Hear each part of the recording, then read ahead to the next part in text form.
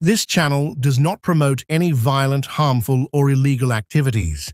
All content provided by this channel is meant for an educational purpose only. Saugata Bhattacharya তিনি যে tainted ক্যান্ডিডেটদের বিষয়ে যে রায় দিয়েছেন সেই রায়ে আমাদের পক্ষে গেছে যে টেন্টেড ক্যান্ডিডেটরা তারা কোনোভাবেই নতুন যে রিক্রুটমেন্ট প্রসেস হচ্ছে নতুন সিলেকশন প্রসেস সেখানে পার্টিসিপেট করতে পারবেন না। ইভেন যারা অলরেডি ফর্ম ফিল আপ করে ফেলেছেন তাদের সেই ফর্মগুলোকেও ক্যান্সেল করে দিতে হবে। কিন্তু আর দুটো আমাদের কন্টেনশন ছিল, এক যাতে 2016 সালের রিক্রুটমেন্ট রুলস অনুযায়ী এই নতুন সিলেকশন প্রসেসটা কন্ডাক্ট হয়।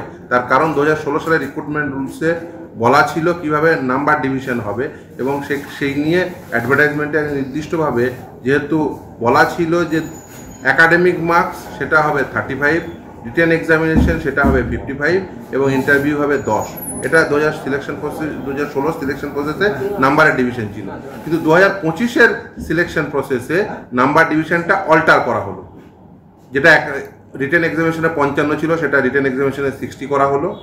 একাডেমিক অ্যান্ড প্রফেশনাল কোয়ালিফিকেশনে 35 ছিল সেটা কমিয়ে 10 করে দেওয়া হলো। ইন্টারভিউ 10 ছিল সেটা ইন্টারভিউ 10ই রেখে দেওয়া হলো। প্রায়র টিচিং এক্সপিরিয়েন্সে 10 দেওয়া হলো। তাহলে যদি এন্ট্রি লেভেলে প্রায়র টিচিং এক্সপিরিয়েন্সে নাম্বার দেওয়া হয় তাহলে টিচারই তো টিচার হবে, অন্য কারোর তো সুযোগ থাকবে না। তাহলে যারা ওয়েটিং লিস্টেড ক্যান্ডিডেট ছিল, যারা এতদিন ধরে এই করাপশনের জন্য বঞ্চিত হলো, তারা আবার বঞ্চিত হবে। ফলে এই যে প্রায়র টিচিং এক্সপিরিয়েন্সের 10 নম্বর এবং লেকচার ডেমনস্ট্রেশনের যে 10 নম্বর দেওয়া হচ্ছে সেই এই নাম্বারের ডিভিশনে যে অল্টার করা হচ্ছে এটা সুপ্রিম কোর্টের নির্দেশ মোতাবেক হচ্ছে না বলে আমরা মনে করছি। দ্বিতীয় হচ্ছে 2016 সালের রিক্রুটমেন্ট প্রসেস সেটাকে ক্যান্সেল করে দিয়ে ফ্রেশ করে সেই রিক্রুটমেন্ট প্রসেসে কন্ডাক্ট করতে বলেছিল। ফলে 2016 সালের রিক্রুটমেন্ট রুলস অনুযায়ী হওয়া উচিত, 2025 সালের রুল অনুযায়ী হওয়া উচিত নয়।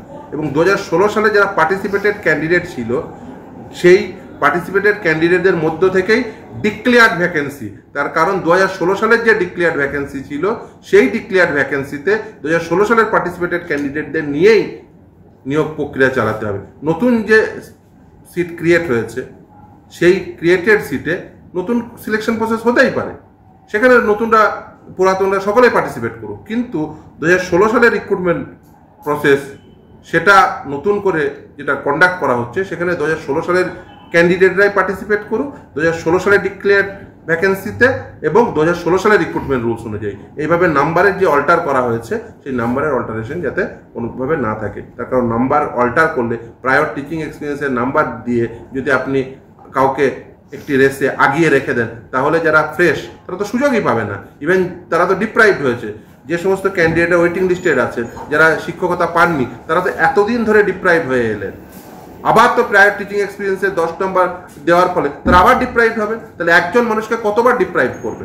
একবার করাপশনের জন্য ডিপ্রাইভ হলো, দ্বিতীয়বার এই প্রায়র টিচিং এক্সপিরিয়েন্সের নাম্বারের জন্য ডিপ্রাইভ হবে, সেটা হতে পারে না। তার কারণ সুপ্রিম কোর্ট একেবারে নির্দিষ্টভাবে বলে দিয়েছেন, অ্যাজ ওয়েল এজ কলকাতা হাইকোর্টও, কারণ কলকাতা হাইকোর্টের ডিভিশন বেঞ্চের উপর ভিত্তি করে সুপ্রিম কোর্টের রায় হয়েছে। কলকাতা হাইকোর্টের ডিভিশন বেঞ্চের যে নির্দেশ সেখানে নির্দিষ্টভাবে বলা আছে ডিক্লেয়ার্ড ভ্যাকেন্সিতে, মানে ডিক্লেয়ার্ড ভ্যাকেন্সি যেটা 2016 সালের সেই ডিক্লেয়ার্ড ভ্যাকেন্সিতে 2016 সালের রিক্রুটমেন্ট রুলস অনুযায়ী এবং 2016 সালে যে নাম্বার ডিভিশন ছিল সেই মোতাবেকই 2016 সালের পার্টিসিপেটেড ক্যান্ডিডেটদের মধ্যে সিলেকশন হোক। আর নতুন যে সিট ক্রিয়েট হয়েছে সেখানে সকলেই সুযোগ পাবে, পুরাতন নতুন সকলেই। কিন্তু 16 সালের রিক্রুটমেন্ট প্রসেসটা 16 সালের ক্যান্ডিডেটদের মধ্য থেকেই 16 সালের রিক্রুটমেন্ট রুল অনুযায়ী এবং 16 সালের নাম্বার বিভাজন অনুযায়ী হোক। 55কে বাড়িয়ে 60 করার দরকার নেই, প্রায়র টিচিং এক্সপিরিয়েন্সের জন্য বরাদ্দকৃত ওই নাম্বার দেওয়ারও কোনো প্রয়োজন আছে বলে মনে করি।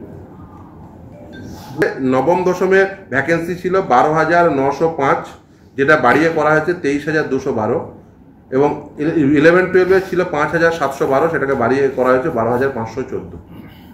বলেছি এই যে ডিক্লেয়ার্ড ভ্যাকেন্সি ছিল সেই ডিক্লেয়ার্ড ভ্যাকেন্সিতে ওই 2016 সালের পার্টিসিপেটেড ক্যান্ডিডেটদের মধ্য থেকেই 2016 সালের রিক্রুটমেন্ট রুল অনুযায়ী নতুন করে এই যে selection process, press selection process সেটা হোক।